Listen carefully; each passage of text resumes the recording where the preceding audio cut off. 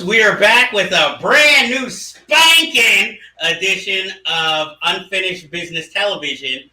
I guess you could call it the September issue, Fall Fashion. I am your host, Jeff Galashaw, Unfinished B2, and with me, as always, is my co-host, technical support, brother from another mother, Mr. Andre Joseph.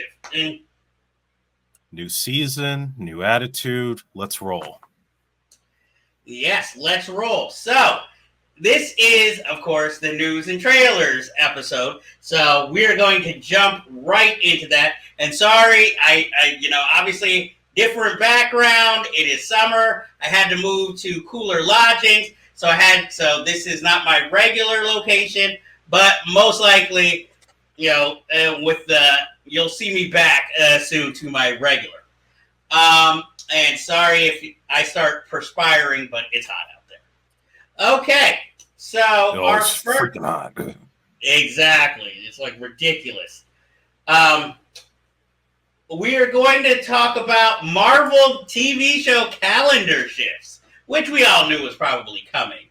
But this might be one of the good things that this strike has done, is that it's forcing Marvel to have 2 live action series a year instead of like trying to put 5 out, trying and connect them all. So in this fashion, Echo has now moved from November of this year to January of next year. What If has changed from Christmas this year to fall of next year, even though that's more animated. So it's like, we could still fit another one in. The biggest one is Agatha Coven of Chaos, which was supposed to come out in November and has now changed its title to Agatha Darkhold Diaries. I personally like Coven of Chaos better. It has gone from winter of this year to fall of next year. I will admit, though, adding Aubrey Plaza to the cast made that one a little more vital to me. And I wanted that one a little more because maybe it would have felt like another season of kind of WandaVision, or at least a spinoff, since we're having Loki season 2. We have X-Men 97, the animated show that is a continuation of the 90s animated series, which they have not only finished the first season, but they're already working on season 2. That's just been moved to next year totally. No set date. And we have Ironheart, the first season of which finished production, but they can't finish fully until the strike is over. And now they're saying that might be on hold till 2025 because they already have all these shows coming out next year, which is a spinoff of course, Black Panther side character. Which by that time, who knows, will it still be relevant? Or will it feel like they're just digging up old characters? And also, the Daredevil Born Again and Wonder Man are both on hold. I don't even think those even have started filming yet. So my thoughts on this, obviously the strike has a lot to do with this, because right now if you don't have actors able to promote these shows, chances are viewership isn't going to be as high as Disney would like. I think it's also, again, the greater problem of Disney Plus right now, where they don't have the subscriber count that they did when they first began. And that's due in part because so many of the shows they've put out have not been up to the quality that the audiences expect, especially on the Marvel front. Let's face it, Secret Invasion was a flat out flop commercially and critically. And so Marvel, I believe, is starting to catch on to the fact that their Phase 5 plans and Phase 6 plans are starting to get derailed a bit. And from the sources that I've read from online, especially from my job, it's probably going to be a lot of not just trying to slow down the output of Disney Plus shows, but also changing writers, changing showrunners, and trying to maybe, I don't know, balance out the comedy with the drama. Chances are the movies are going to be massively delayed for all we know, because if they have to connect with one another, that's going to obviously throw things off in terms of their overall story arc right now with the multiverse saga. And it's probably going to be better for the long run for Marvel. They may have to still go for some duds. I don't know how Loki's going to do. I've not heard such great things about Echo. Hence, they're dropping the entire series in one shot. That might be telling you something. It's not an experiment like they say it is. And, and then, of course, like Daredevil and other shows are just delayed because they can't finish the episodes while there's a strike going on. So this could be a blessing in disguise if Marvel is going to course correct in the midst of their plans. But I'll admit, I'm a little disappointed that I won't get to see X-Men sooner rather than, having to wait another year, because that was the one I was really looking forward to out of all of them, because I grew up on that cartoon and I was really excited to see how they were going to continue it. Other than that, I feel like Agatha and Ironheart, they have their fans, but I feel like it's just filler just to create more content for the streamer. And again, it's adding to the fatigue of too much and not enough quality. Well, I feel like with Agatha, that was more, hey, let's add this kooky character who, like you said, is more of a minor character in the overall arc of the Marvel Universe. And because people liked it, it was like, now let's build around her. And now we have to come up with a storyline, sort of. But I was kind of looking for that because it allowed a Marvel show, I guess, to be goofy without being She-Hulk, I guess. So, play within the confines of it. And it's interesting that why is it only when it comes to the female characters of Marvel that Marvel seems to be like, okay, we can do comedy with them, full on. Whereas when it's the male characters, it's like, no, it's got to be violent and depressing. Loki's really the only one where it's like, oh, kind of humorous, but there's an overall arc. But my other question for, I guess... Well, I go back to Jessica Jones. But, oh, yeah, well, that was dramatic. I was saying, sorry, because there's a little bit of a lag.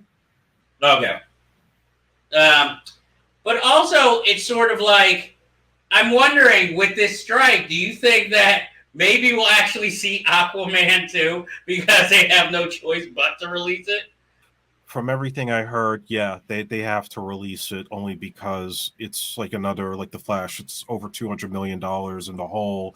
They've done a lot of reshoots, and again, I don't think they have a lot of faith in it. I've heard it has not tested well. It's not just because of the turd lady, but because of the fact that it's just not good. So maybe the women will come out once again. It'll make $1 billion, but more than likely, I think at this point, with the failure of The Flash, the failure of Blue Beetle, and the failure of Shazam 2, they just want to move on and they want to get to James Gunn's plans. But again, if these films are failing, that's saying a lot about DC. It's devaluing their brand, and it may make anticipation for his Superman movie to be not at the level that they want unless they pump out a lot of money in marketing to make that a hit. Well, to me, the only thing, that Marvel has, not Marvel, DC, sorry, has always had is their animated division of, like, superhero movies, and especially, like, this Harley Quinn animated series, which I love, Obviously, you can't make a movie of that, they tried. But I just like how satirical it is, how, like, much, it takes all the fun the DC movies should have, and cutting, and puts it in there instead of just, let's just say, relentless action and, and just trying to be nihilistic. It's like DC saw Batman and how successful it was by going dark, and it was like, let's make almost everything we do this dark, And that's a problem when it's like dealing with characters like, yeah, Harley Quinn can be dark, but it's also got to be funny and not so much action-oriented. It's like, we know Harley can fight. We don't need to spend a whole movie showing that she can fight all the time. Or like uber serious, the first Suicide Squad movie with, Will Smith's character, who looked like he was constipated most of the time. And sort of the, I guess, mercenary hero of the film. Well, the big problem I think is that you look at Marvel and there's multiple directors across multiple movies, but it's run like a TV show where it's a very producer driven medium. So Kevin Feige, no matter what, he's got the plan and everybody has to adhere to it. They can't shift and try to, make things completely tonally different to the point where it feels out of place. That's been the key to his success up until recently, where, like I said, the quality's been dropping off. DC never had that.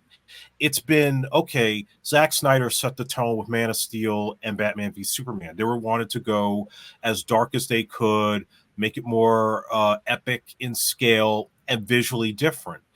But when those two movies didn't meet the box office expectations and the critical expectations, Warner's just constantly overreacted to the box office take. So it's like, oh, we got to recut Suicide Squad to be funnier, like Guardians of the Galaxy. Then Wonder Woman's a hit. So, okay, we got to go back to standalone solo movies. And you end up having a disconnected and disjointed universe where things are like vaguely connected, but not quite. And it's hard for those movies to stand on their own. Adding to the fact that you have a separate Batman movie, you have a separate Joker movie, and I don't know if it's still in the works, but they were planning a Black Superman movie. So we're also trying to do these Elseworlds type projects that aren't going to go anywhere as far as the larger universe that they were trying to build. So that creates marketing confusion, it creates audience confusion, and it just shows they don't have a captain on the ship to steer everything in one direction. It's just, let's be filmmaker friendly and let them do whatever they want. And when they're not communicating with each other in that shared universe, that's how you end up with the mess that we have right now with the DC brand. It's like, well, Marvel used to be winning, and it still kind of is, but it's like now both of them are like kind of in shambles because they're losing their power. Even though DC never quite got on that level that they should have been. Because let's face it, the only time, Aquaman was a hit, and most people liked it, but this follow-up wasn't working. The Shazam movie, the first one, again, they were right on target. Then the second one was just like haphazard. And now, really, the only thing they have is, unfortunately, this separate Joker movie. We'll see how the second one turns out. And, yet another Dark Batman franchise. So that's really all they have as far as successes. So that, again, like you said, it'll be interesting to see what happens when James Gunn's Superman movie comes out. Will this just be like another placeholder, sort of like the one with Henry Cavill? Or is it going to be more like Brandon Routh's one? Where it was like, okay, we tried, and we'll never mention it again.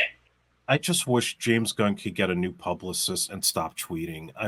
Just recently you had a situation where apparently somebody hacked into his Facebook account and he made that public. It's like, that's pretty bad. I feel sorry for him, but maybe it's a little too TMI to get into that and have somebody, posing as you, putting out false information. And, it's like, dude, get a new publicist. And we'll get into Miss Ziegler in a bit because I have the similar argument about her as well.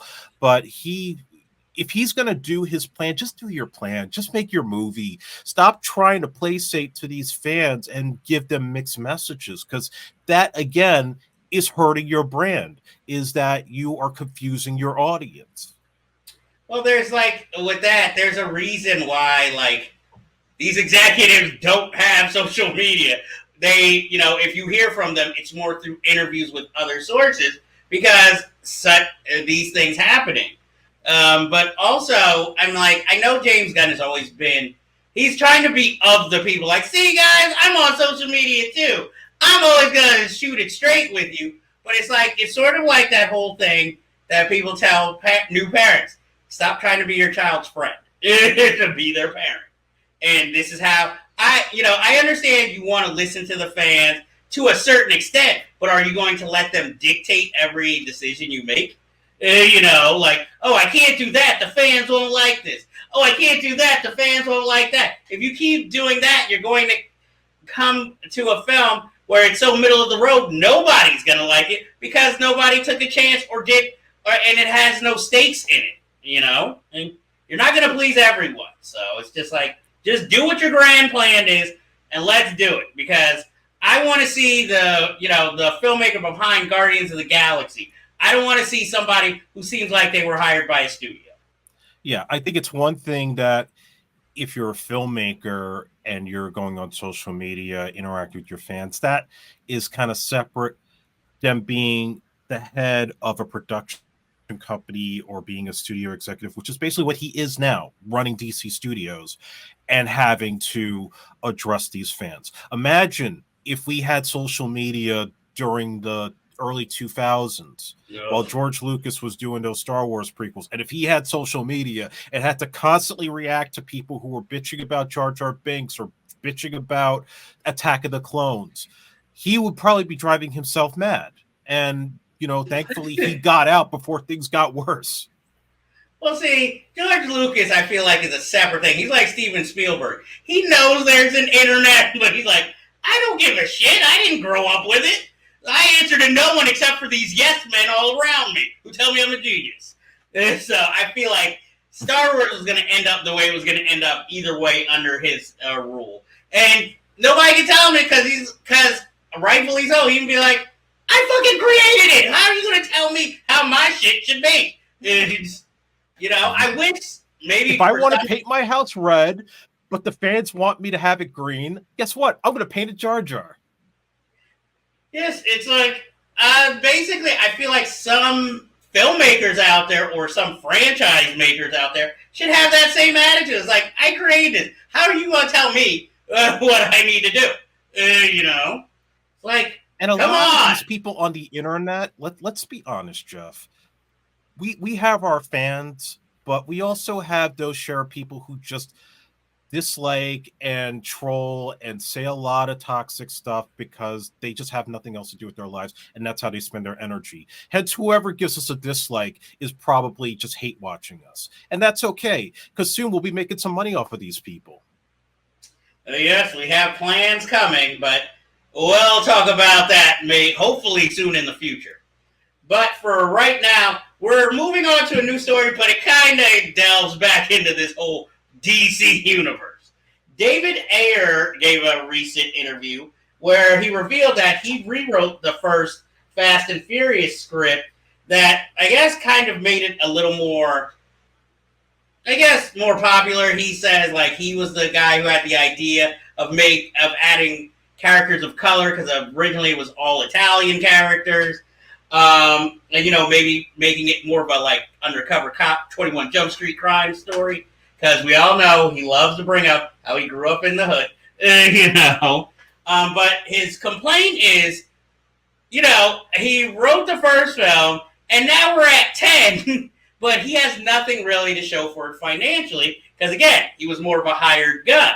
And he says, he's used to that, because, that's Hollywood.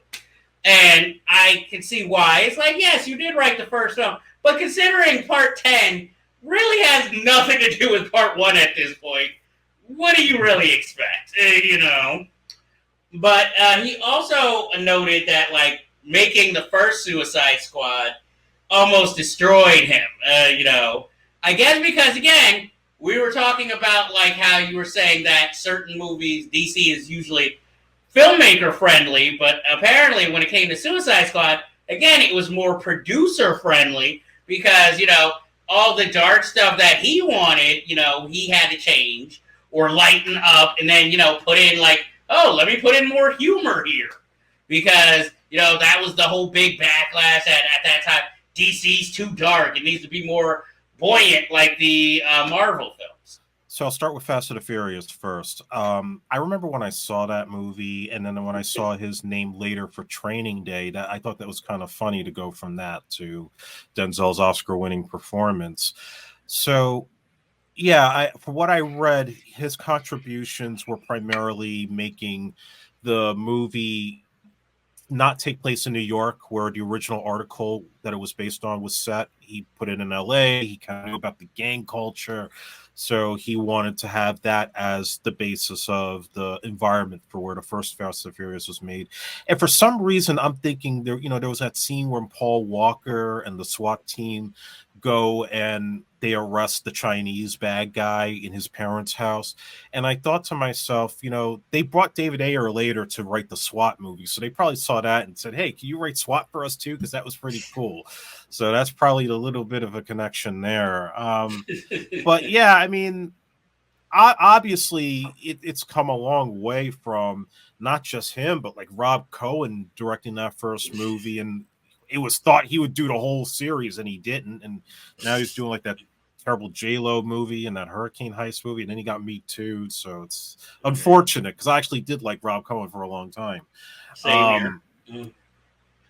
As for Suicide Squad, I have a little bit of insight on this. So shout out to my actor friend J.R. Carter, who actually was in the movie and had his scenes cut. JR, who's in my Vendetta films, which you can find on Tubi, he was a henchman for the Joker. He was working alongside the actor Jim Parrick, who you may know from the show True Blood on HBO. And Jim Parrick had a larger role as the Joker's right-hand man in the film. And JR, I'm not going to get into everything, but he definitely gave me some insight that what they shot on set was a lot darker than the movie that we got. What we got was very stripped down, taken over by a trailer company that was basically told to make it like Guardians of the Galaxy, throwing all this pop music every 5 seconds, make it very montagey, and just make it fun because people didn't like the dreariness of Batman v Superman. And you could obviously tell that what David Ayer intended for that film was completely taken away by the studio. So I can sense that it was a gut punch because he was on a very good roll for a while, with End of Watch and Fury and all these kind of like grounded cop movies, war movies, and they were very good. Like, I think David Ayer is a fantastic director when it comes to doing very human stories. But to put him into a superhero film that was designed to be something that was way different than Batman v Superman, just the bad guys in their own like Dirty Dozen type scenario, yeah, of course, the studio freaked out because Warner's hasn't changed that much. This is the same studio that made Batman and Robin and was basically driven by the toy company to build their story and their costumes around how the toys were going to look in the toy shelves. So this is no different. And it was a horrible learning lesson that I do feel badly for him about. I don't think Bright was a much better movie to follow up on, but, it's not the end of his career. He'd still do some very good films. And yeah, James Gunn, I think, did a little bit of an improvement on the semi-sequel. But yeah, it just adds to what I think one day somebody's going to write about, which is how the Zack Snyder era of DC had high expectations and then completely cratered in the end. Hey, that could be your first book, behind the scenes tell-all, or the original Suicide Squad movie.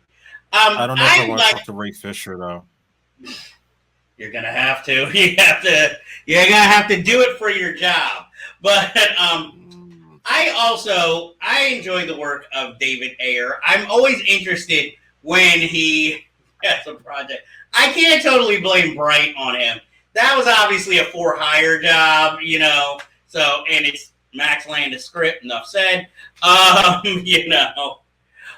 I would like to think David Ayer, the little grittiness that there was to that film, David Ayer brought with him. Because, he has Training Day, he has, like you said, Fury, which I think might be his best film.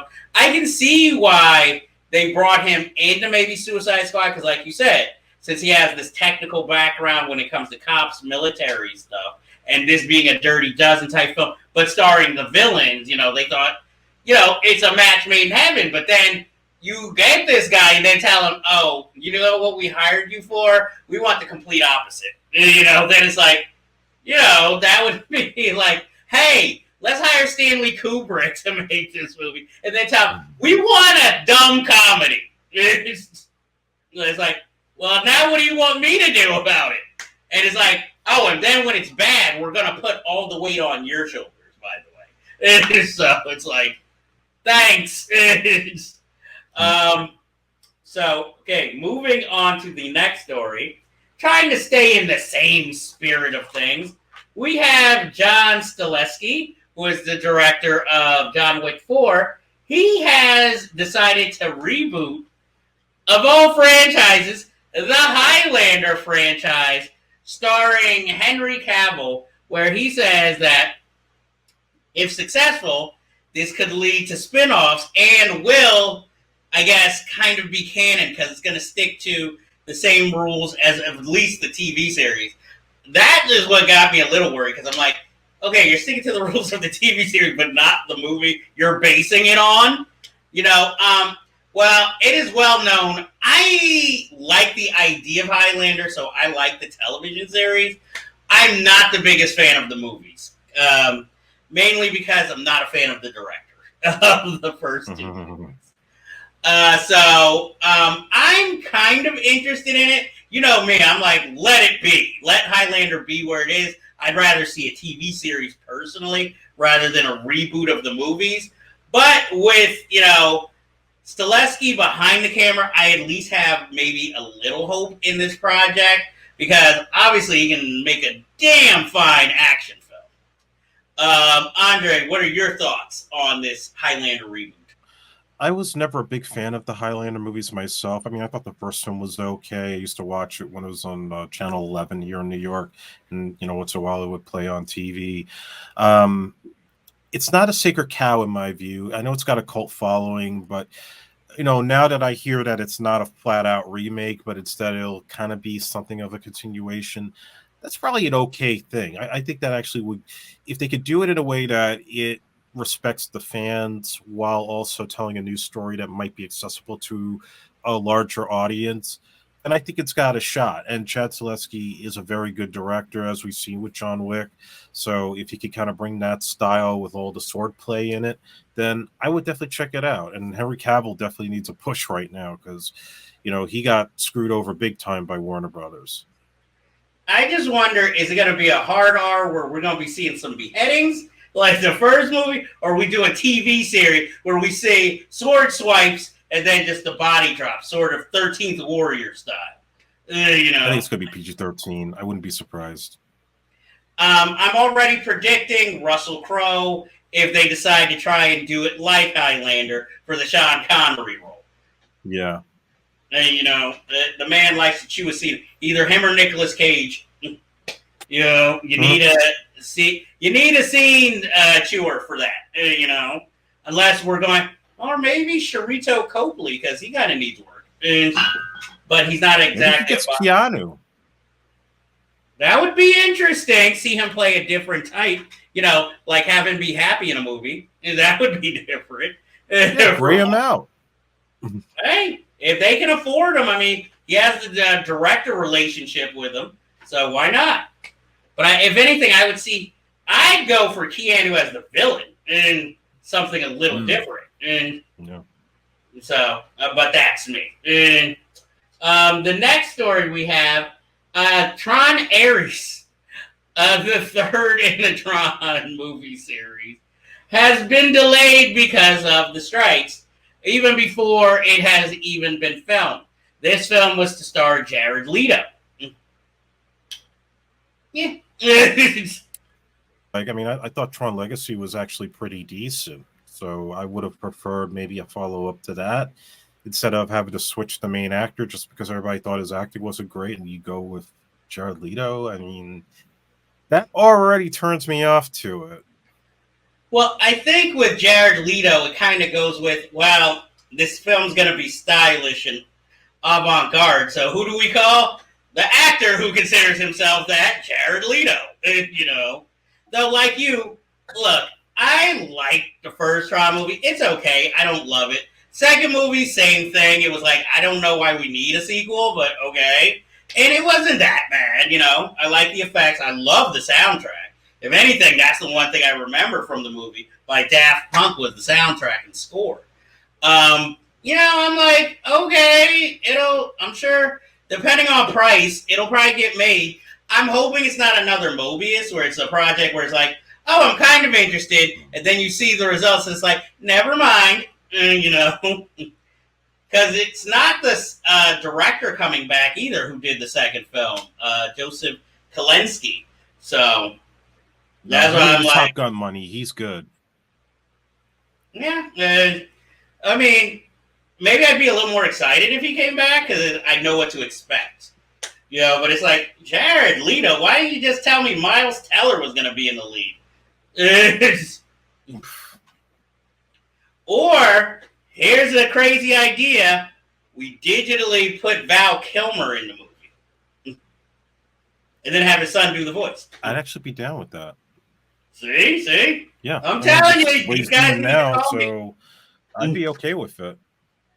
I'm all for Val Kilmer getting another paycheck, so he needs it. So next, this is just a sad story. Lars von Trier posted a video to the internet where he believes he still has a few good films in him, but he needs a new muse/girlfriend to help inspire him. Has he never heard of Rhea? Is my question. Yeah, that is just wrong and creepy in so many ways. I don't know how to describe that. I would think he would naturally find a muse in. I guess if he can date her, great. Like the way most Hollywood directors do, working with actors or actresses, and that way you find them. But it's a shame because, I know he's like already the king of controversy anyway, but the man does make good films. And so, I'm really hoping he finds whatever he's looking for. Though now I feel like everybody's going to look at his next few movies like, oh, that's the girl he's messing around with. That's the only reason. If she's a new actress, it'll be like, oh, that's the only reason she's the lead. If it's an actress who's had jobs, it'll be like, oh, so she's just like sleeping with dudes for jobs. So it's a no-win for anyone really there. Then I think he has the perfect muse, Amber Heard. He doesn't have the money for Amber Heard. Oh, she needs the money. Trust me. I don't really. Well, Lars von Trier was never. Let's face it, he's not like box office gold. So it's not like, oh, this is definitely he lives in the Hollywood Hills or anything. It's like, no, you're gonna have to live in the hovels of the Danish countryside. And she ain't ready for that. Got to take care of those dogs that she must have. Plus, he'd be like, it'd sort of be like, do I have to help you pay Johnny Depp back if you're in my movie? And does this mean I'll never get Johnny Depp in one of my movies? I know he's Hollywood. I want to work with him. It's Lars von Trier. You really think he's like, I will not work with Depp? I might have compared myself to Hitler and Nazis, but I will not work with Johnny Depp. Like, that is where I draw the line.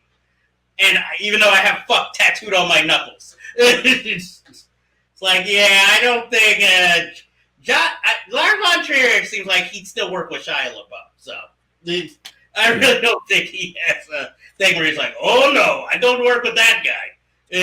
If anything, he'd like not work with, I don't know, Austin Butler. He'd be like, he's too cute, not for my films.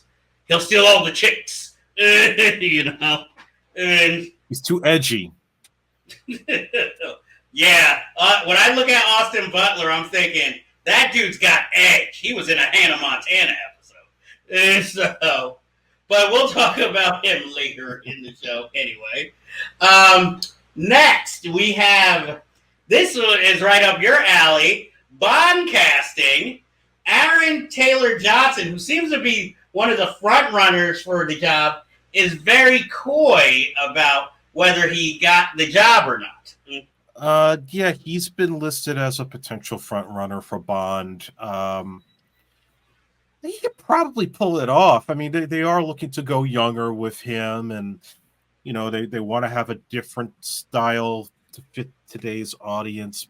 But I'm still going to put my money on the idea that they're going to cast a black actor for Bond, and I'm not going to have a problem with it. It's just not going to be Idris Elba because he's aged out. If they were to cast him, he'd only be able to do maybe 3 movies. He wouldn't be able to do like 5 or even anything more than that. I'm really thinking, if I had to put money on it, who I think the next Bond's going to be, I think it's going to be the guy who plays Bob Marley in the Bob Marley biopic. Not Ray. How do you say his name? The one who was on Bridgerton? I mean, he's a possibility too, but I just think this other guy might have something that's kind of like out of the box that they always like to look for. Because remember, when they cast actors, with the exception of Pierce Brosnan, they usually go with somebody that is completely not on the radar. So Connery was an unknown when he got the role. Nobody knew who George Lazenby was. Roger Moore was a TV star, so there was a little bit of an exception there when he did Live and Let Die. Timothy Dalton was offered the part when he was in his 20s and turned it down, and then he mostly did a lot of theater and TV parts before he beat out Pierce Brosnan. And then, of course, Brosnan, when he had his little comeback with Mrs. Doubtfire, got it.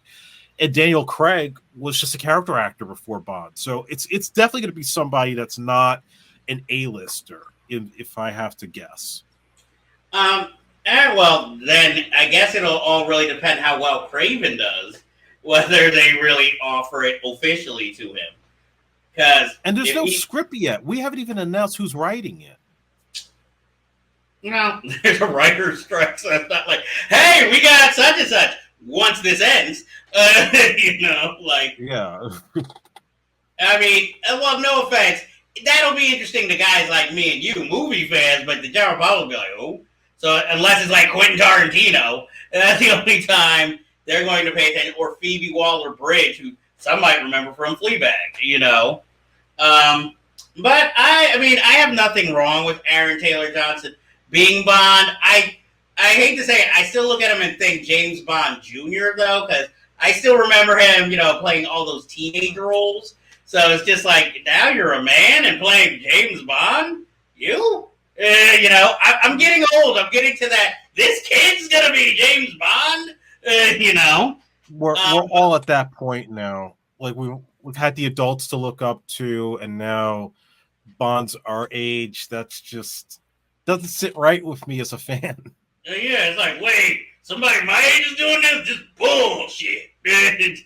I'd be all for an Idris Elba, Bond, even though, like you said, we know it's not going to happen. Unless he's going to be like a George Lazenby, like one off. But no, they're looking for franchise, so it's going to be like, no. And I think maybe that's why they're looking for a younger actor, so they can be like, nah, we got you for at least 5 of these things. And, probably a good 10-year span, just like Roger, just like Sean. Yes, but the only problem, like Roger Moore pretty much stayed doing Bond movies. He did very little else outside of it. But, you have today's modern actors who obviously, okay, I'll do your franchise, but I want to be able to do other stuff, in between. And I think that's why Daniel Craig, towards the end was like, yo, okay, I'll do the contract, but I still want to do, all this other stuff. And, first few years he faltered, but then, luckily towards the end of it, he was like, Knives Out, my new franchise. And, So, we'll see. And, again, we're not going to get any major news on this till after, like, the strikes are over anyway. So now it's just like, hey, maybe, but nothing definite. Okay, next story. We have Craig Mazin, who is the showrunner of The Last of Us, and Ted Elliott, one of the original writers of this project. They have pitched they're working on a new Pirates of the Caribbean entry in the franchise, which they say is going to be, they're going in a different direction than obviously the Captain Jack Sparrow Pirates of the Caribbean movies. And this might have gained a little steam Because remember, a while back, Margot Robbie said she was interested in maybe doing a film in the franchise. So, these two puzzle pieces might be coming together. So there's a lot of confusion on this because, yeah, I did hear the Margot Robbie rumor. And if you watch the Johnny Depp trial, they talked about, the back and forth with Disney over all the stuff with his controversies. And Bruckheimer's come out now saying he still would like to keep Johnny around. So I think my understanding is they have two scripts, one with Johnny, one without him. That would be a complete reboot, likely in the same universe. I think in the end, it's going to come down to probably wanting to stay safe and try to get Johnny, but he's going to want a lot more money than he got from the previous ones. And if he doesn't get it, then I think they reboot.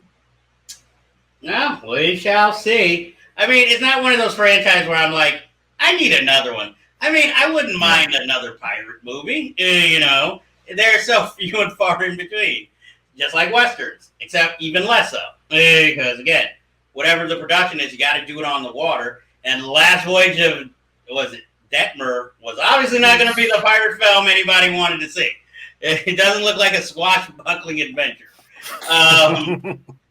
So, next, we have Eddie Murphy, out of nowhere, has a new Christmas movie coming out named Candy Cane Lane with Tracy Ellis Ross. And it is Kenya Barris's fingerprints are not on it. So there is a little hope. But it does feel like Eddie's backsliding a little back into that family-friendly territory that we are used to him, which has proven successful until it got tired. Because now it's like you're going to be in a family. You're old enough to be grandpa now. I mean, we haven't seen a trailer for it. I still have hopes. I'll wait for a trailer. But it's like, Eddie, what's happening, man? I wanted more, I wanted more, you challenging yourself more, even though we're getting Beverly Hills Cop 4. But still, you do one for the money, you do one for yourself, And this just seems like backsliding. But maybe it'll be actually decent.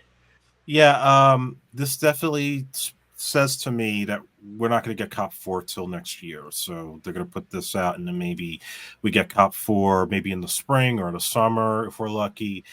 Thankfully, yeah, now that you told me that Kenya Barris isn't writing it, that gives me a little bit of hope. But again, it's Eddie Murphy going back to the kind of family movies that kind of trashed his career in the 2000s. So that has me concerned. And on top of that, the plot sounds like just a more fantastical version of that movie Deck the Halls with Danny DeVito and Matthew Broderick. And just hearing that alone is like, just like how Matthew Broderick felt, this was the end of his career. And I'm afraid. Well, it's the black version of Deck the Halls. The black version. Okay. Okay, multiracial. If that's any better. And now we get to the story I know you want to talk about. This whole Rachel Ziegler Snow White controversy, which is the biggest non-story of the year, because I don't understand why you can't just admit, like, hey, I wasn't, as a child, I wasn't really into this Snow White story. I'm getting old, as I'm getting older, I want stories more of empowerment, and that's exactly what this film's going to be. All right, so my moment of zen here. Okay. Let me preface this by saying I don't hate Rachel Ziegler. I actually have admiration for her, not in a derogatory way, just I do find her to be a very attractive and very gravitating type of actor to watch on screen. I thought she was very good in West Side Story. I think she's got a lot of potential. I thought she had a little bit of charm in the Shazam sequel. So she's got a ways to go, and I think she'll, grow into a very fine actress. Now, that being said, I understand they feel the original Snow White was made in a very different time and things weren't so sensitized like they are today, and that they felt they needed to update it. They need to make it be about, a woman doesn't need a man. They just need to be empowered. They need to feel, strong. And yeah, that they want to make it for a certain segment of today's audience that feels that way. What the right calls the woke crowd. Now, did we really have to change the Seven Dwarves and turn them in a bunch of Seattle Starbucks coffee baristas? Or should I say a bunch of East Village hipsters? Because I look at least at the two that they have that are black, and I think that's just flat out racist. I would have preferred either dwarf actors that could look strong and empowered, and that would be progressive. Or you do something else. You make them CG dwarves that look just like the dwarves in the cartoon, since likely from what I've seen in pictures, her Snow White costume is identical to the Snow White that everybody knows and loves. Okay, this is stupid. This is just, you know, I'm a Democrat, I'm liberal, but that's liberalism going way too far to the left to have to change those dwarves into a bunch of magical, diverse baristas who apparently are supposed to be like a bunch of bandits.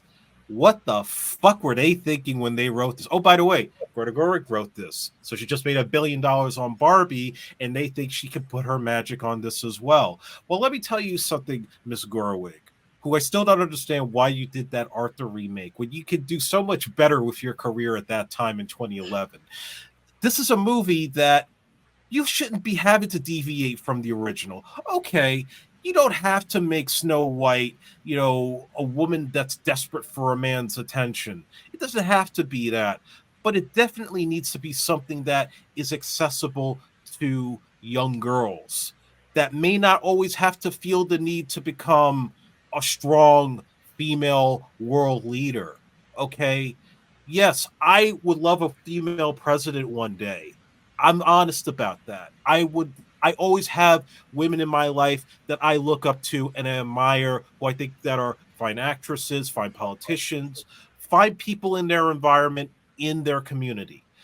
I don't think that has to be every single movie that comes out in the wake of Me Too, that a woman has to be strong and doesn't need a man, because we saw how that turned out for Terminator Dark Fate, where they tried to overplay that while taking the one woman that everybody looked up to in T2 because she was strong and she was a badass motherfucking mom, and you turned her into a literal bastardized version of a mom that's beaten down and an alcoholic. And that was wrong. That was offensive. And you're going to try to say that you're going to take an iconic Disney princess and completely change that character to fit today's times to be the strong, empowered woman. I think that is not only offensive to Walt Disney and offensive to the people that made that film, but it is offensive to young girls across America and around the world. Well, I totally do not agree with all of that. My thing. I don't expect you to. Well, my thing is, when it comes to this is the biggest non-story, because it's Snow White. It's going to be modernized. It's going to be changed. What I have the problem with is everybody going after Rachel Ziegler, who is giving an interview towing the company line about the changes of the film. She didn't write it. She chose to star in this movie only because, again, she is notorious for always telling us, I took the job because I needed the money or I needed the work. I would, A, stop selling people that because that's already kind of telegraphing, yeah, the movie's shit. And B, I think Disney needs to stop trying to push the stars in front of the cameras to toe their company line and then leaving them out there to be attacked by the trolls. Because this happens a lot usually when they change the race of a character, because then the actor who accepted the job gets attacked more than they would if they had a Caucasian counterpart. And then Disney just throws their hands like, oh, we didn't see this coming, because this happened with The Little Mermaid. This happened when Lashana Lynch was in a Bond movie, and people heard, oh, she's going to be the new 007. Yeah, she takes over the number, but we knew she wasn't going to be the new Bond. Come on, people, think when you hear information. And this goes further than that. this is like how you said they should fire their publicist.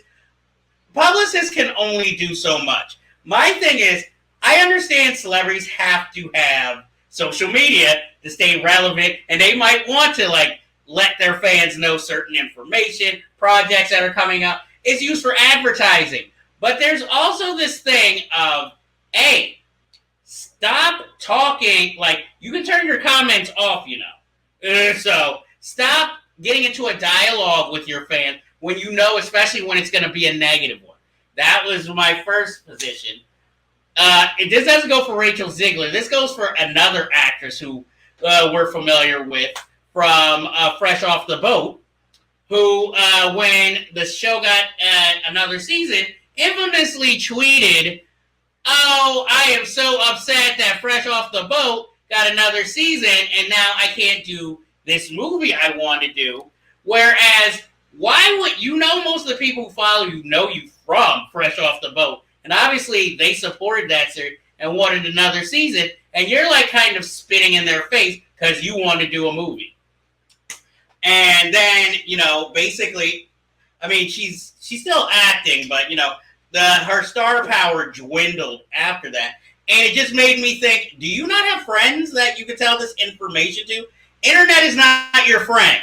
You have fans, and if you want to give them information, that's great. But again, they are not your friends. You can have conversations with them. They can be acquaintances. They are not your friend. You don't sit there and tell such personal detail and then wonder, how did I get this backlash? And I think that is the major problem. And the thing that I don't understand is that half of these actors and actresses grow up on social media, so they know how this works. So you can't exactly then say, "Oh, I don't know what happened."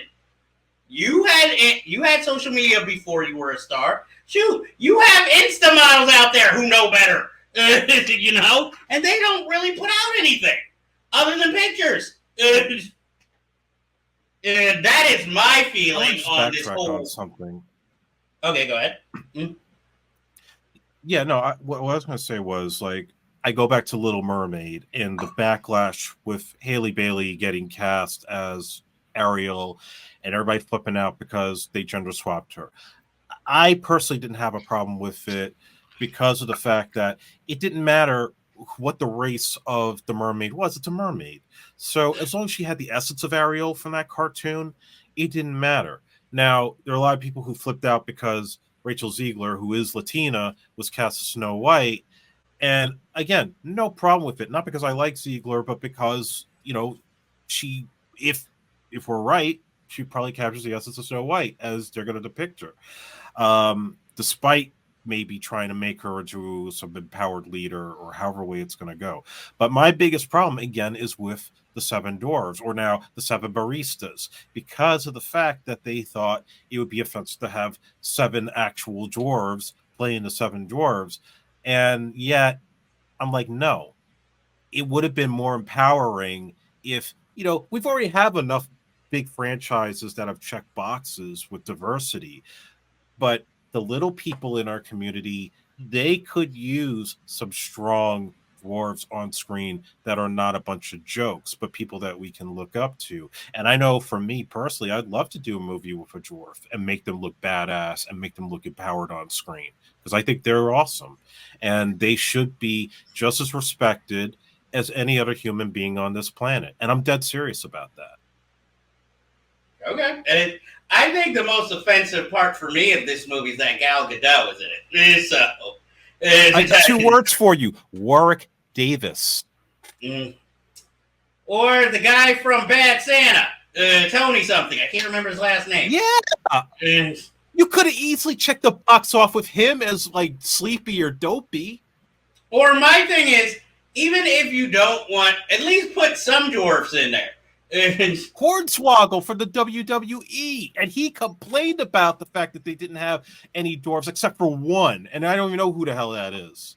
Well, it's better than the movie John Waters would probably make, where each one would have some kind of disability or some marginal, something that sets them apart from society. But then again, that might have been a more interesting choice. Takia Waititi, hit me up. I see Snow White too.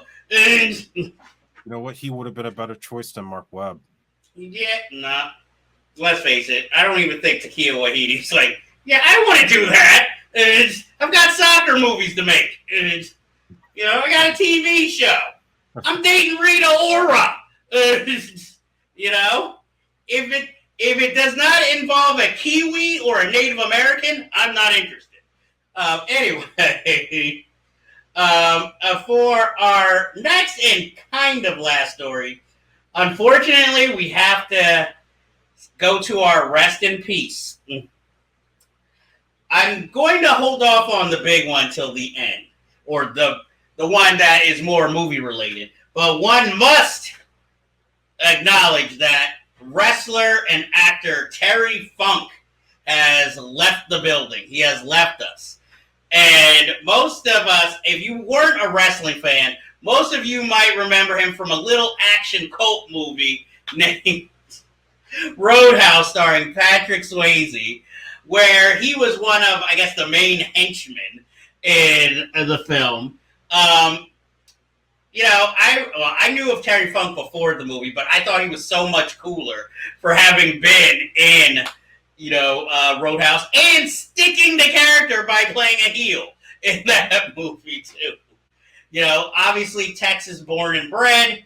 He was just one of those guys you just got kind of used to seeing, He's just, something about him is just always cool. He's just one of those tough guys who, has seen some shit, but never let it dampen his spirit.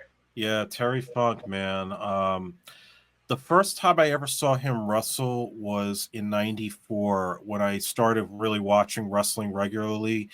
He was a WCW, and he was in a stable with Colonel Tom Parker, and he was in a tag team match. It was him and Bunkhouse Bunk against the team of Dusty Rhodes and his son Dustin Rhodes, who everybody knows now as Goldust, or if you watch AEW, he's just simply Dustin Rhodes.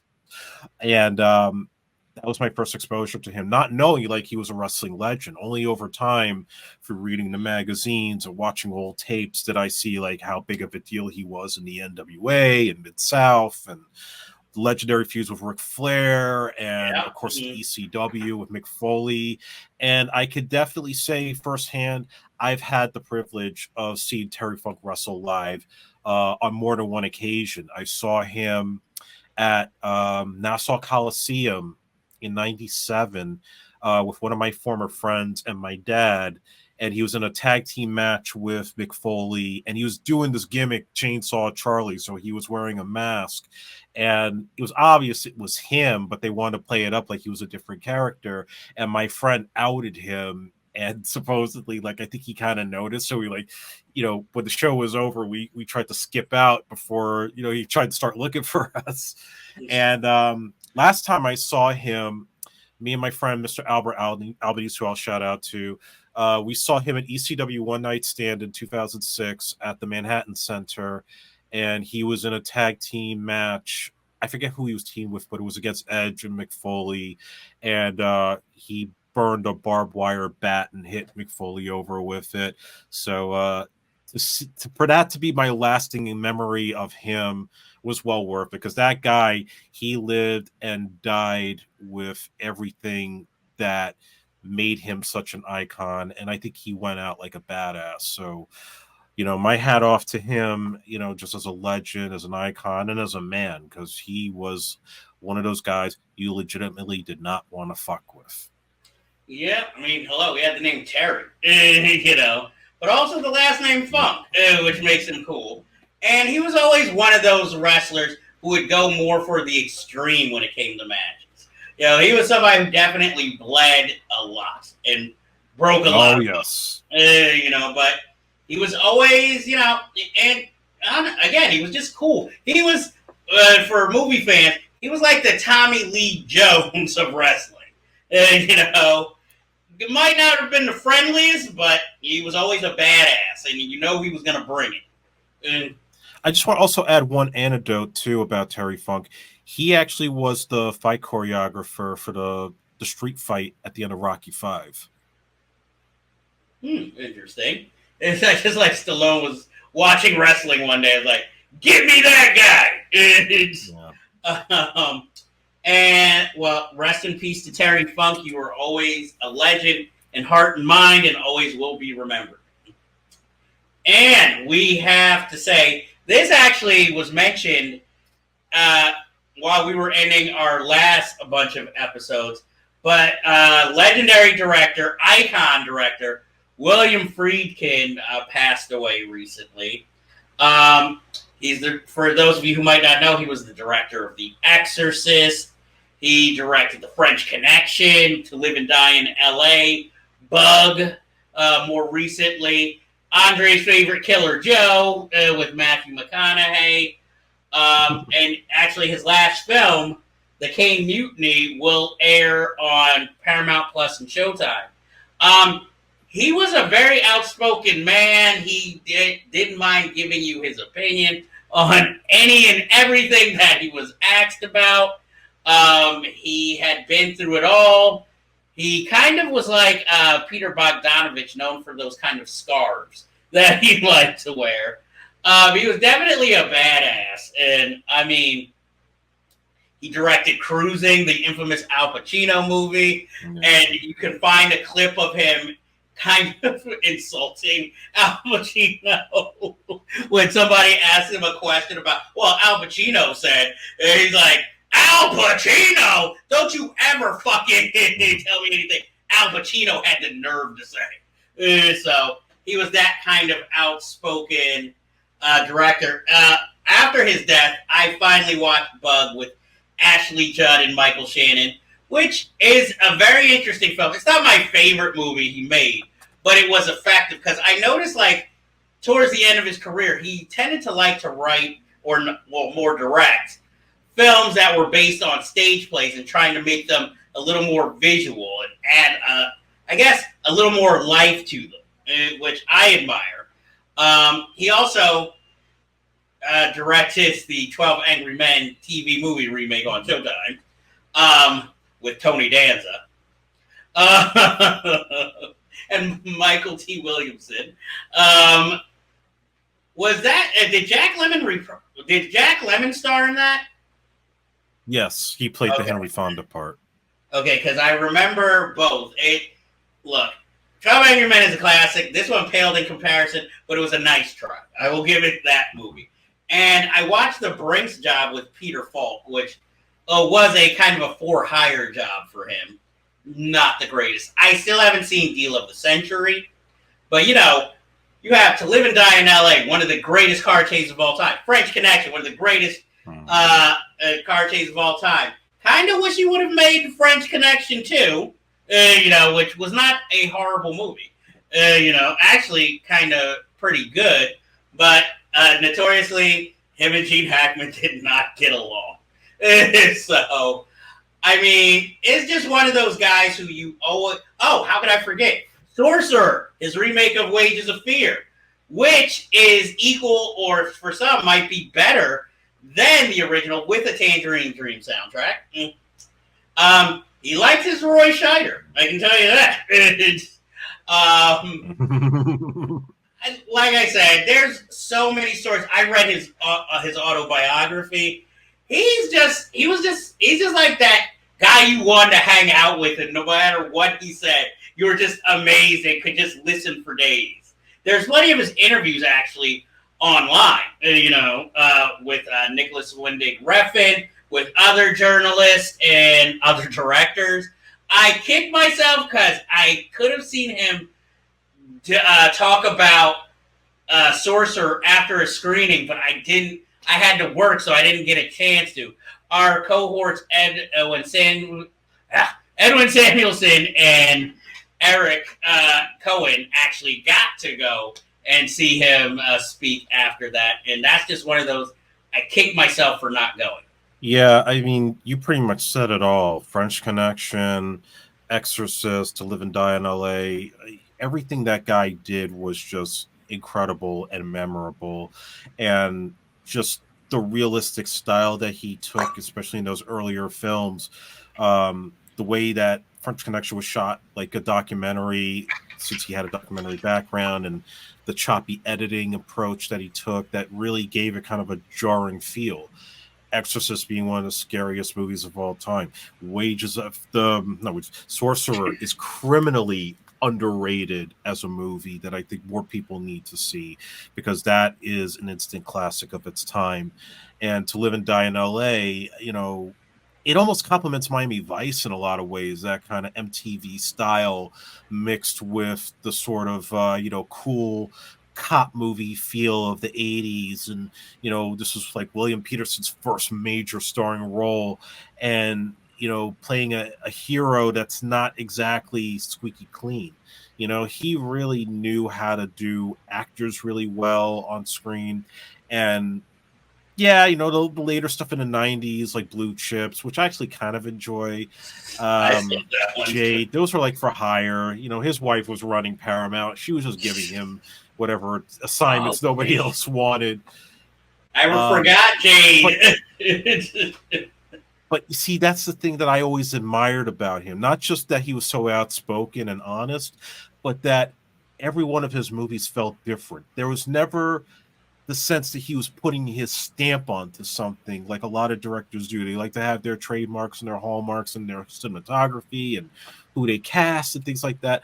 But him, everything was different. It was sort of like he was a journeyman, but he tackled similar themes in his movies.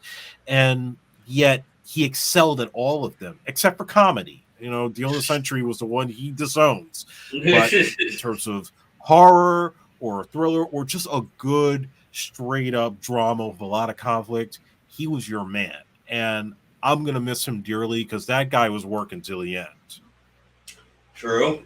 With the Kane Mutiny. Oh, man, I totally forgot about Blue Chips and Jade. Blue Chips I did see. That's a film where you're surprised he directed it. Because like, yeah, I was shocked too. Like a sports recruiting drama directed by William Friedkin. Maybe that was of interest to him, or that world, which gave us another Shaquille O'Neal acting performance. His best performance ever. He probably could have gotten an Oscar for it. I ain't going that far. You're being directed by William Friedkin, damn it. It's like, I'll give him, it was his best performance. Outside of Adam Sandler movies.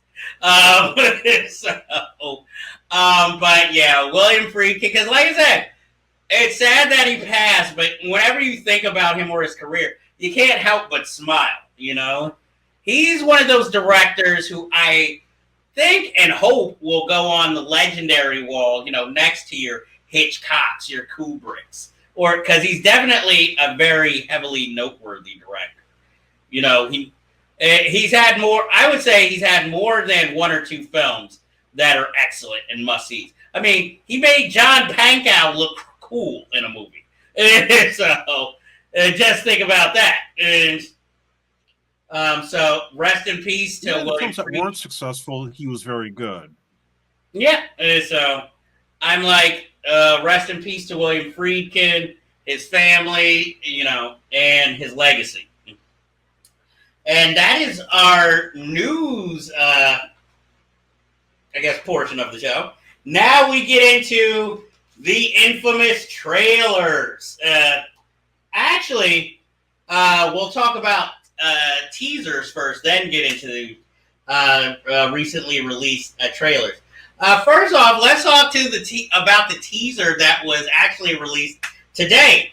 Eli Roth's Thanksgiving movie, which started off as a spoof trailer during the Grindhouse movie and gained so much popularity that they thought that after years, he finally decided to write and direct this film after, making kind of family-oriented, like, supernatural films. Now he's finally going back to, I guess, his wheelhouse with horror.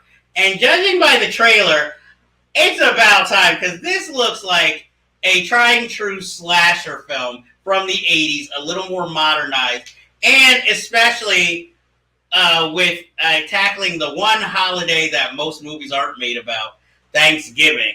And we all know that everybody's looking forward to two scenes. One is hinted in the trailer, the trampoline with the knife, and the human turkey that people will be looking forward to.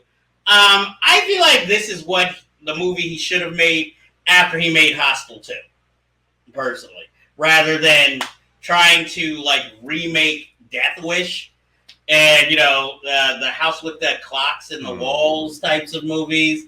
Like that should be like on the backslide of your career. Like focus on your more what seemed to be your passion, which was horror movies at the time. Hopefully this kind of washes that Keanu Reeves Anna de Armas thriller that he made out of people's minds. Sexy movie, but not a good movie. And what are you thinking about the Thanksgiving teaser trailer? I'm mixed because that was one of my favorite Grindhouse teasers when that Grindhouse 2-parter came out. Mm-hmm. I kind of feel like maybe this is coming a couple of years too late. That's just my opinion, but maybe, with the theme, it should still be timely. I also think, it looks a little too modernized for me. I remember all the moments in that original trailer, what they recreated here, but okay. I kind of miss the grainy kind of 1980s slasher look. This one feels like it's more polished, and that's the only reason I'm like, I don't know about this one. Maybe it'll be all right, but yeah, I got mixed views on it. I'll wait and see. I do like you. I do kind of wish it was more 1980 set, or at least have that look. But you know what? I'm willing. Especially when you have like movies like Pearl and X. This kind of goes into that kind of genre. But like you said, it would have helped if it had dated itself and not been modern. But think about it. We don't really have any modern slasher movies. We have movies that are made currently, but none of them are really set during today's times because I guess they figure, wait, cell phones kind of killed the whole mystery aspect of like not being able, being stranded and not being able to call or get out of whatever, situation. But like I said, I'm hoping this is kind of Eli Roth's comeback of sorts, because really, we haven't heard from him since, like, really Inglourious Basterds, where he played Donnie, I think it was Donnie Moskowitz was his character, and the Bear Jew. Yeah. Okay. So I'm looking forward to it, but we'll see. Well, hopefully we'll get a new trailer. I'm guessing it's probably not going to, or maybe, is it supposed to come out this year? For Thanksgiving? Yeah, I think it's this year. Oh, so then hopefully we'll time for Thanksgiving. Yeah. Oh, well, then hopefully we'll get a full trailer soon. Also, VHS 85, the infamous horror anthology, is coming out again this year with director David Bruckner and a few other directors set in 1985. I think the theme here seems to be more on the Satanic Panic type stuff. I'm a fan of these anthology films, even though I feel like each film gets a little, like, dilutes itself a little bit more and more. The last one that they made, I liked the ideas, but I kind of felt like it was people who made Hollywood horror films that bombed, trying to show they still had talent to make these. It just seemed a little more polished. And that was my problem with the last VHS movie. But this, I'm looking forward to see the offerings. It's always like, it's like Halloween if you went trick-or-treating. You want to see what candy is in there. Are you going to get a bunch of, like, healthy stuff, or are you going to get that delicious, just sugary, good stories in there? What is your take on the teaser for VHS 85? So full disclosure, I kind of checked out on VHS after either the second or the third one.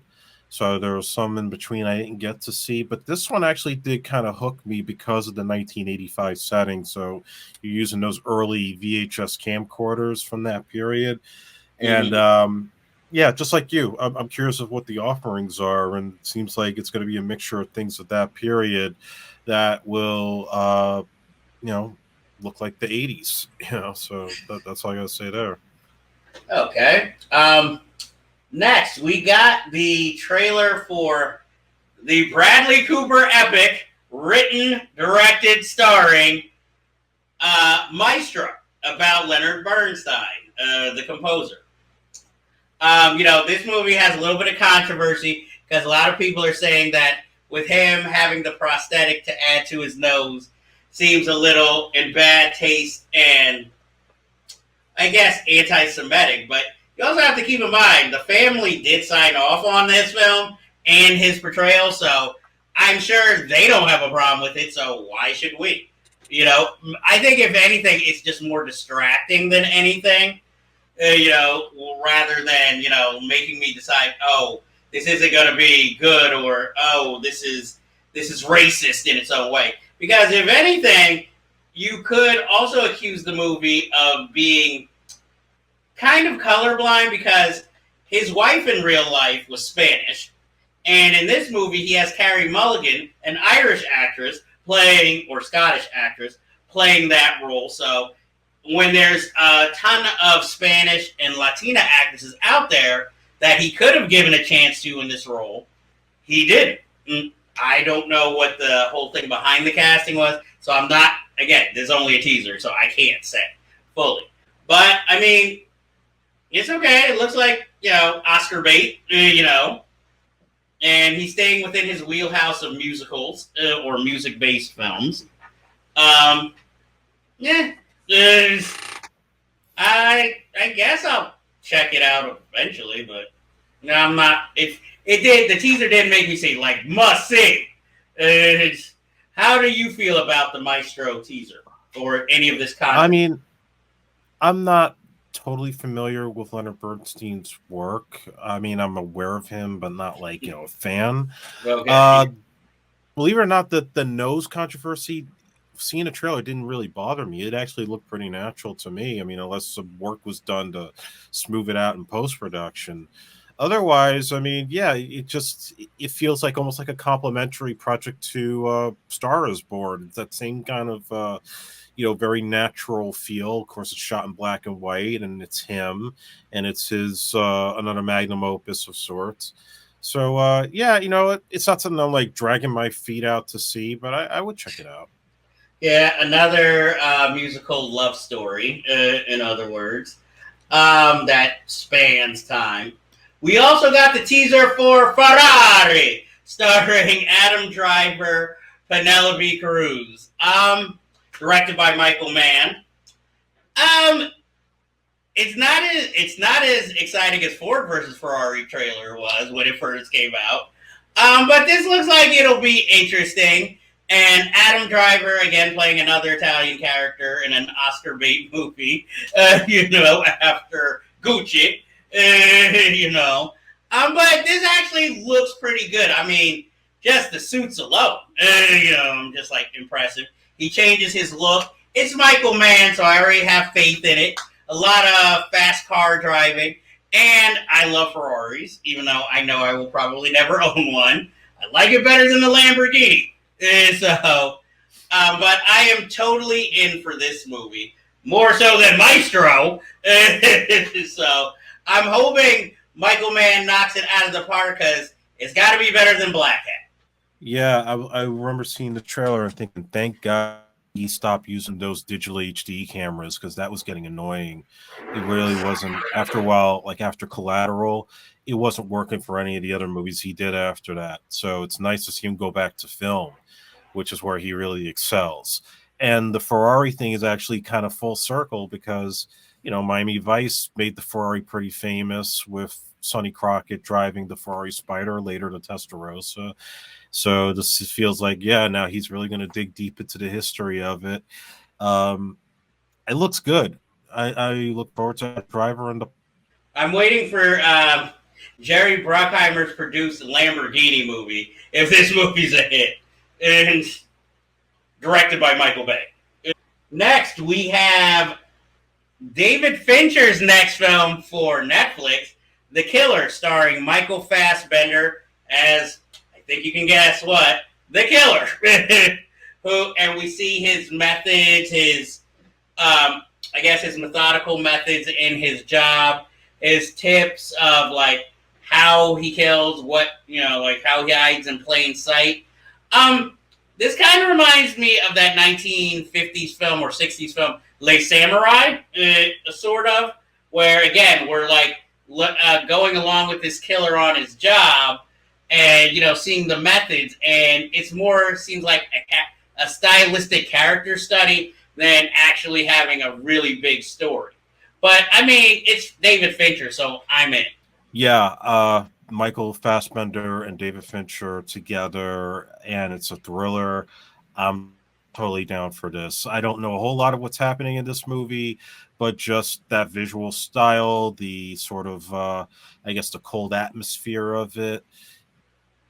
I'm down for this. And it's been a while since I've seen a good David Fincher movie, in all honesty. It feels like after Gone Girl, the whole Mindhunters thing was kind of like his bread and butter, and there really wasn't much in between.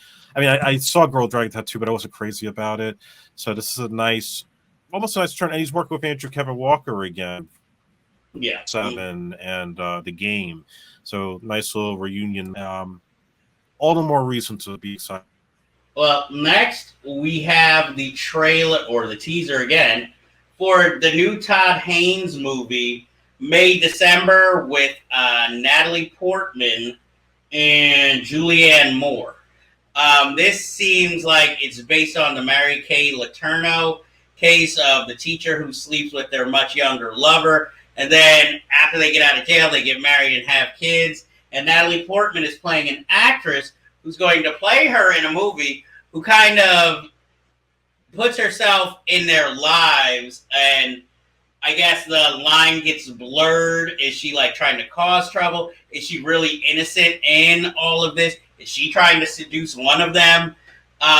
So it seems like it'll be a very interesting movie. It kind of seems like it's trying to be like a modern Ingmar Bergman film and satire maybe on true crime and acting. But again, we don't know because it's a teaser, but I'm intrigued, especially with the two actresses involved. Yeah, it's also Todd Haynes as well, and that really is something that, and just like with David Fincher, I haven't seen a good Todd Haynes movie in a while. Is at the top of their game. I'd like to check it out myself. Okay, next we have Rebel Moon, Zack Snyder's sci-fi opus that is inspired by Star Wars. Sophia Boutella stars in this film, so I'm already there. But watching the trailer, it's giving me like kind of Battle Angel Attila vibes, where it's more kind of like special effects over maybe storyline or characters. I don't know. What did you feel when you saw the trailer? Kind of the same thing. I was looking at where he was changing this from what was originally his Star Wars spin-off script and turning it into his own thing, which I do admire him doing. Other than that, yeah, it looks like a big Dune-like spectacle with a lot of special effects, and I don't know who these characters are. Most of these actors are kind of like, it's like casting the Mortal Kombat movies. It's nobody really of serious note that I could remember seeing in it. But that being said, it looks like it's got potential. It's a big epic for Netflix. It's a 2-parter, and I'm going to give it a shot. Or it's just going to be, another like Zack Snyder colossal mess. But at least when he messes up in a grand fashion. So it'll be something worth talking about. Yeah, I'm sure it'll be something worth talking about. So we shall see. Luckily, like I said, it's on Netflix. So it's not like, oh, I gotta go track out to see this big bad boy. But maybe it might be one of those things that might be better seen on the big screen also. So next, we have the simply titled The Bike Riders. This movie stars Jodie Comer. It has Austin Butler, Golden Boy, and it has Tom Hardy in its cast. It also has Mike Faist from our favorite Steven Spielberg remake West Side Story. It involves a motorcycle gang and somebody trying to interview, I guess, Jodie Comer's character about like what happened, their trials and tribulations. And, Austin Butler is what draws Jodie Comer's character into the gang. And no offense, I'm sure it's better than this, but it reminded me of Deuces Wild. That movie with like Stephen Dorff, Matt Dillon, Frankie Muniz, like this wannabe 1950s gangster hipster. Only we're doing it with a motorcycle gang and kind of banking on Austin Butler's fame. So it's a heartthrob movie for him to be like the legendary character who has to choose between his girl and his best friend, played by Tom Hardy, in full 1950s American, I seem a little slow when I speak method. This is something I definitely would wait for on streaming. But I don't know. It could be better than how the trailer makes it look. I mean, it has a strong cast, so they had to sign up for some reason. What do you think of the Bike Riders? This looked like a pale version of Sons of Anarchy, and yet I look at it and I, like you, I'm kind of annoyed with Tom Hardy's squeaky voice. I don't know what he's trying to do there. For Austin Butler, I may go out on a limb here, but if the movie is good, this could be his James Dean moment. This could be his Wild One, which I know was Brando, but that kind of movie, or like Rebel Without a Cause. This could be the one where Elvis made him a star, but this is the one where the ladies will really want Austin Butler. And it needs like a Taylor Sheridan or a Kurt Sutter type of guy writing. I don't know who's doing this one, but it looks like it's a star vehicle for Austin Butler to go to the next level. Yeah, I'm just hoping it's not a Jason Priestley Calendar Girl type movie. Where it's like, yeah, let's have your movie career, and then it's like, yeah, that wasn't gonna work. Or worse, I mean, this is gonna be his heartthrob moment, because obviously Dune Part 2 is not going to be the one the ladies go to see Austin Butler swoon, where he looks like one of the engineers from the Alien Covenant movie. And so, this is something for the ladies, a little eye candy, and maybe for some gentlemen. It could be his Nicolas Cage in Wild at Heart. I'm putting my money he's not as unhinged as Nicolas Cage was in that wild Wizard of Oz movie that it was. Next, we have Origin, Ava DuVernay's first feature film since, really, was Selma and then A Wrinkle in Time. Yeah. And then she handled the Central Park 5 miniseries, so this is the first movie. It stars Anjanou Ellis, and it's based on the book Caste, the Origin of Our Discontents, where she seems to be an anthropologist traveling to all these distant lands to see how culture works, and might fall in love with John Barenthal. I need to know more about this film, because the trailer is just like, but I'm interested because it's the first time Anjanou Ellis has really had a really lead role after being, nominated for King Richard. And really the last time I really saw her in a true lead role was actually Undercover Brother.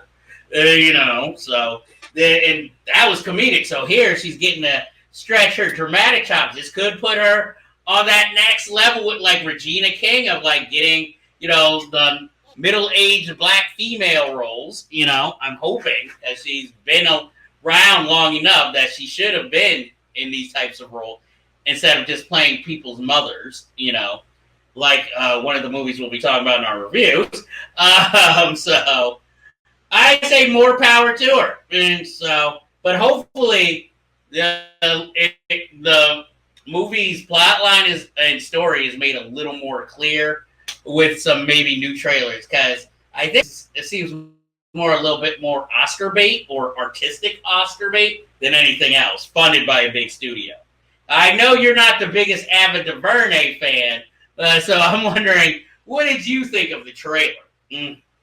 Well, I definitely agree with you on Ingenue Ellis. I think from what I see in the trailer, this could be a potential Oscar nomination for her. You're dealing with the whole thing with the caste system, which I know is a big thing for Ava DuVernay to go into. So if that story is handled in a way that's very complex but also gripping, then I think it's got a shot to be pretty successful all around. And at the same time, yeah, I'll admit I'm not the biggest fan of hers because I think that she's overhyped from only having done one movie and then not really following up all that much outside of Where They See Us, which I thought was fantastic, and her documentaries are amazing as well. But she's been kind of on a little bit of how should I say, like, she hasn't been living up to the hype as much. And I say that because while When They See Us was excellent and showed the kind of talent that she can be, you know, that Colin Kaepernick series was too on the nose, didn't quite hit the mark. You had the a number of projects that didn't come through. Like she was supposed to do the New Gods for DC, that fell apart.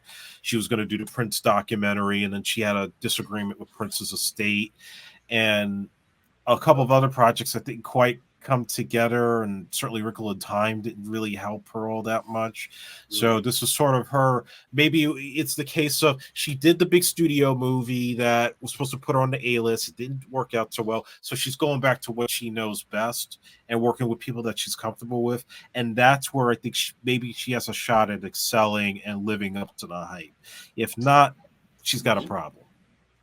Well, we shall see. I mean, I think it's going to be a more intellectual movie. I don't think this is going to be the crowd pleaser. So this will definitely be more of an artistic entry for her. But I'm hoping it'll do well enough. Next, we have Next Goal Wins, directed by Taika Waititi and man of this episode, Michael Fassbender, yet again, starring in the film. Which is interesting considering he's kind of semi-retired now because he wants to be an F1 driver in real life. I guess he was like, let me do as many films as I can, and they're all coming out at the same time. He plays a fired coach who gets hired to coach America Samoa's soccer team, which has never won a game. And, culture comedy is what Taika Waititi does best. So I don't see this being a Shaolin soccer style movie, but maybe something that more is part of Takia's natural sensibilities of like offbeat characters and comedy. I feel like this is a film that is obviously a studio film, but also more of a smaller entry for him, like maybe going back to his more independent days, and something that doesn't cost like $200 million for him to direct and have to worry about pleasing the audience, and lets him put his little weirdness like he put into the Thor movies, and somewhere his imagination can feel to grow, even though it's based on a true story and more of a crowd-pleasing studio comedy. Because I will admit, watching it, I'm feeling the Air Up There vibes, or maybe even, Cool Runnings, that type of movie. But I'm hoping for the best, because I like Taika Waititi, I like Michael Fassbender. What are your feelings after seeing the trailer? Yeah, it feels like a return to form, like you said. It's a much smaller movie, looks a little more fun, more of a feel-good sports film as opposed to doing the Thor movies and not being so restrained when it came to comedy. So I don't think I would see it in the theater. I probably would wait for it on streaming. Otherwise, yeah, this feels like the Taika Waititi of Hunt for the Wilder People. See, this is why it'd be a movie I would actually go see in the theaters, but I wouldn't want to see it on streaming because, I don't know, it just seems like this is something I should see in a theater, or at least support just in case it doesn't make any money, or as much money as they expect. And for our final trailer of the episode, we're going to talk about Dumb Money. This film is based on the GameStop stock kind of misadventure that happened during the pandemic. But boy, does this movie have nothing but all-stars. Paul Dano, Shailene Woodley, Pete Davidson for some reason, Seth Rogen, Nick Offerman, Sebastian Stan with big white teeth and long hair. I don't know why. That just stood out in the trailer for me. I don't know that much about, the story of the film. I know bits and pieces. Oh, America Ferrera is also in it. But having that cast of all-stars, and it looks like it's trying to go for a kind of an Adam McKay feel without being an Adam McKay film. It's directed by, I believe, Craig Johnson, who directed, like, I, Tonya. So, he does true life stories and satire well. So, I'm all in on this. I'm happy to see Paul Dano in a more accessible movie also, rather than, like, some indie gem or where he's playing a supporting wacky character in a drama, and playing more real life. I'm all in. I'd go see this in a theater. Yeah, I heard about the GameStop story, and I was very curious about it. A very impressive cast. I agree. It definitely feels like The Big Short, which Adam McKay directed, and it's got a good cast. The only thing I think I worry about is that director, only because I like I, Tonya for a lot of reasons, but since then, that guy's been trying to be like Scorsese Jr. because he also did the Pam and Tommy miniseries for Hulu. He did that really bad Mike Tyson series for Hulu that really didn't I did not work. see either of those. Yeah, but they both have that same style of like he's trying to shoot like Scorsese, he's trying to throw in all his pop music, and I'm almost afraid it's going to be the same thing here, and I'm not going to like it. But I do want to see this film because the story does intrigue me and how that became a whole scandal of GameStop of all things. I'm just like, where was Brian? I mean, no offense to Nick Offerman. Where was Bryan Cranston when this movie was being cast, though? He seems like he'd fit right in this ensemble. I'm hoping Pete Davidson's worth it in this movie. Like, he actually acts for once instead of, playing variations of himself. But we'll see. Okay, well, as you know, folks, we always have a lot of business to attend to, but there will always be unfinished business. But I have to ask you, before we leave, have you seen Miguel Wants to Fight? If not, why not? Because it's fucking awesome. Andre, what film do the people need to see? Have you seen the movie God is a Bullet? If not, why not? Because it's fucking awesome. Well, I haven't seen it. And I will have to say, or we will have to say, goodbye for this episode. We'll see you next time.